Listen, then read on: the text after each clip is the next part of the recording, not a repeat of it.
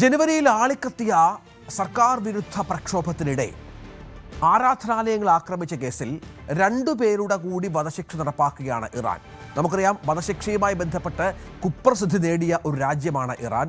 അവിടുത്തെ വാർത്താ ഏജൻസി പുറത്തുവിടുന്ന വിവരമനുസരിച്ച് ഇതിനകം തന്നെ 39ഓളം രാഷ്ട്രീയ വധശിക്ഷകൾ ഇറാൻ നടപ്പിലാക്കി കഴിഞ്ഞിട്ടുണ്ട്.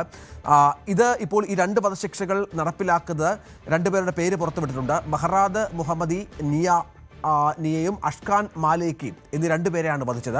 അങ്ങനെ സംഭവിച്ചപ്പോൾ ഇവർ ജാഫാരി പള്ളി അവിടെ നേരെ ആക്രമണം ഈ പ്രക്ഷോഭ സമയത്ത് നടത്തിയിരുന്നു. ഇതിൽ ഇരുവരും പങ്കാളികളാണെന്ന് ഇറാനിയൻ കോടതി ഉത്തരവിടുകയും ചെയ്തു. പള്ളിക്ക് തീയെടുത്തു, സുരക്ഷാ സേനയുമായി ഏറ്റുമുട്ടി, റോഡുകൾ തടസ്സപ്പെടുത്തി എന്നൊക്കെയാണ് ഇവരുമായി ബന്ധപ്പെട്ടുള്ള കണക്കുകൾ പുറത്തു വന്നത്. അതിനെ തുടർന്നാണ് വധശിക്ഷ നടപ്പിലാക്കിയത്. 3000-ലധികം പേർ ഈ പ്രക്ഷോഭങ്ങളിൽ മരിച്ചുവെന്നാണ് ഔദ്യോഗികമായി ഇറാൻ പുറത്തുവിട്ട കണക്ക്. പക്ഷേ യഥാർത്ഥ കണക്ക് 42,000 പേർ വരെ എത്തിയിരിക്കുന്നു എന്നാണ് മനുഷ്യാവകാശ സംഘടനകളുടെ ഒരു അനുമാനം.